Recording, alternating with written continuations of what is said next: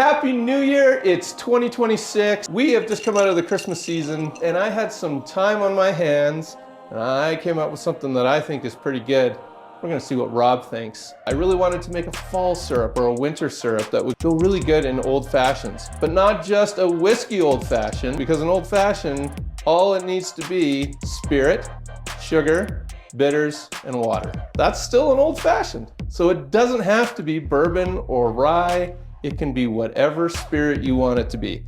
I thought I'd make my winter gin old fashioned. Oh, let's give it a try. Yeah, I think so. I thought it'd be tough. I'll remain open-minded until we see the goods, yeah. Eau Claire Distillery here in Alberta made a Christmas gin. And this stuff is really interesting. They put little gold flakes in it and apparently frankincense and myrrh.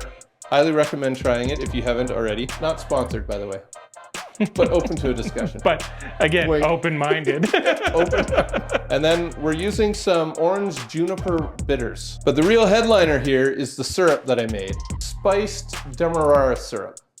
And what I did is I made a 2-to-1 sugar to water ratio Demerara syrup, and then I also threw in some allspice, freshly cracked allspice, some cardamom pods, some cinnamon sticks, some orange peels, and a little rosemary. Rob, you want to give this a smell? I do.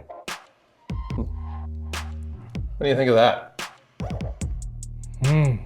That's very interesting. I can definitely, it's spicy. I can pick up on the cinnamon right away. This is a really small dabber bottle, so I'm gonna do like 6. That's more than 6. I mean, bitters are great. We're gonna do 1/4 ounce of our syrup.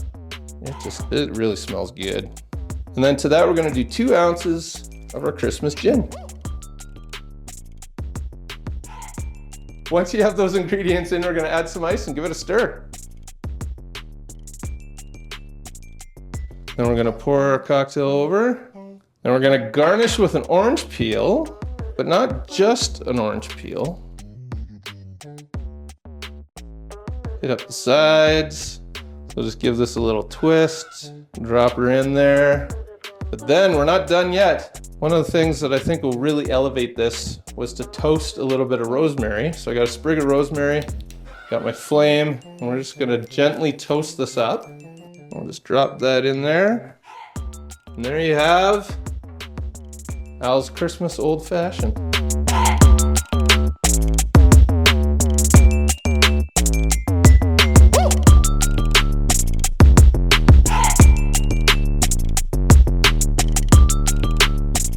The lighting in here makes our drinks look fantastic. That's a good segue, actually. This house is an award-winning house that's been featured in magazines. So make sure you stick around for the crib part of the video. Really cool. Even just walking in, the entrance is really... This house it slaps, as the kids say these days. I don't know what the kids say. I don't either. I can't. That's not what you named this drink? No, I did not name it Success.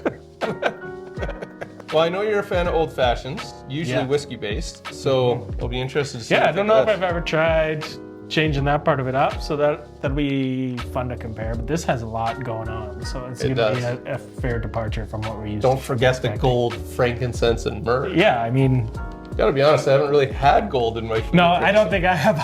I haven't done the old Salt Bay gold steak there. First for everything. Cheers. First for 2026. Oh yeah, nice and bright. Lots of citrus. That is super tasty. This isn't gonna last long. No. I don't know if you just blind taste tested this, that I would say that's gin. Oh, really? Oh, that's interesting. Because usually right away you're like, yeah, that's gin. Yeah, I think what's throwing you off a little bit is probably the allspice. And even it's the same color as like a whiskey drink because of the Demerara sugar. So it really throws you as you taste it. It's just interesting with all those different spices and components. It doesn't come across as very heavy, savory, strong drink. It's still very light.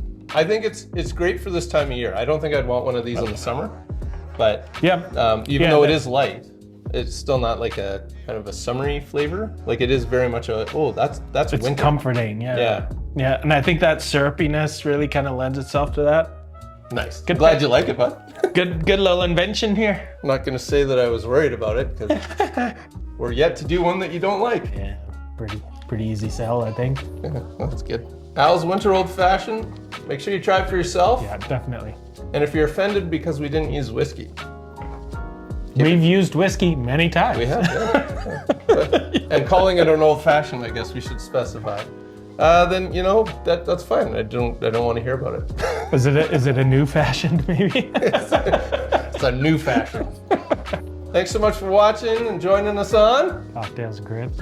Please make sure you check out this wicked house in Dalhousie, Calgary, in the northwest here. Coming to the market very soon.